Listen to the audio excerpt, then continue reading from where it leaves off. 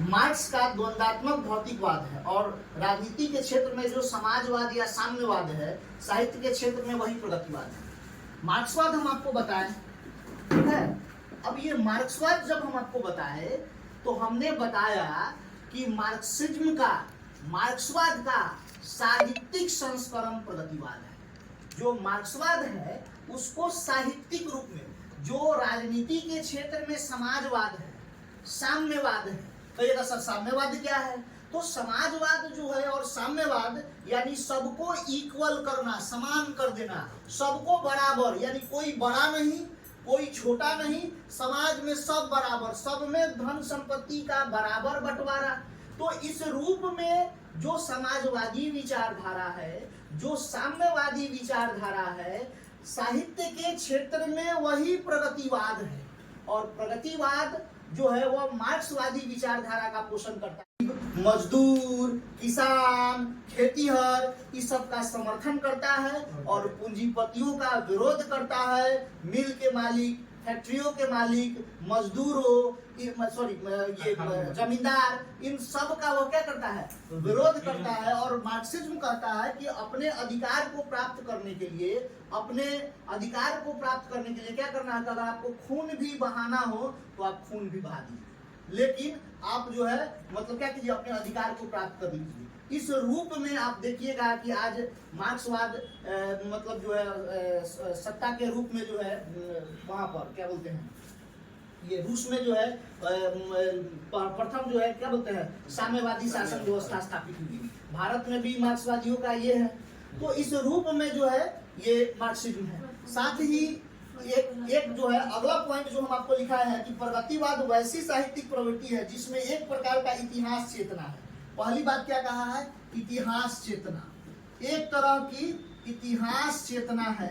दूसरी तरफ कह रहा है कि सामाजिक यथार्थ दृष्टि है, वर्ग चेतना है, प्रतिबद्धता है, पक्षधरता है, गहरी जीवन शक्ति है, परिवर्तन के लिए सजगता है और एक प्रकार की भविष्योन्मुखी दृष्टि भी मौजूद है। यानी प्रगतिवादी काव्य जो है भविष्य उन्मुखी दृष्टिकोण को लेकर लिखी गई है, जिसमें क्या क्या मौजूद है? तो एक तरह से इतिहास चेतना, हमारी जो ऐतिहासिक घटनाएं हो उसको भी वो समेटे हुई है।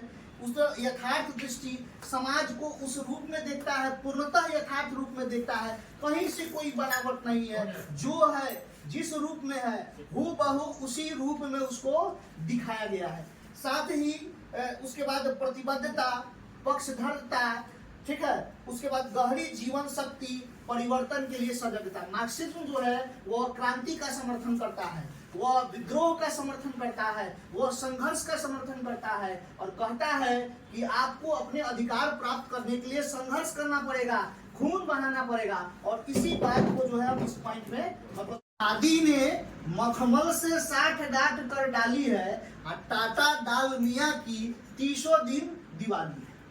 मतलब कौन सत्ता चला रहा है? पूंजीपति। आज कौन सत्ता चला रहा है? अंबानी और अडानी, ये ना। तो उस समय भी आप प्रगतिवाद 1936 से 1943 में भी यही बात बताया कि टाटा और डालमिया का क्या है? 30 दिन दिवाली है भाई।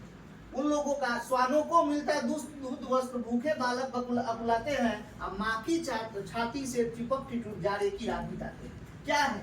एक तरह से कि श्वानों को एक तरफ दूध भात मिलता है अमीर के यहाँ, कुत्ते को, और दूसरी तरफ एक गरीब का बच्चा जो इंसान है उसमें उस मानवता के दृष्टिकोण से अगर देखा जाए तो उसको न शरीर पे वस्त्र है, न उसको दूध है, माँ के छाती में चिपक कर उजाला का रात बिता रहा है।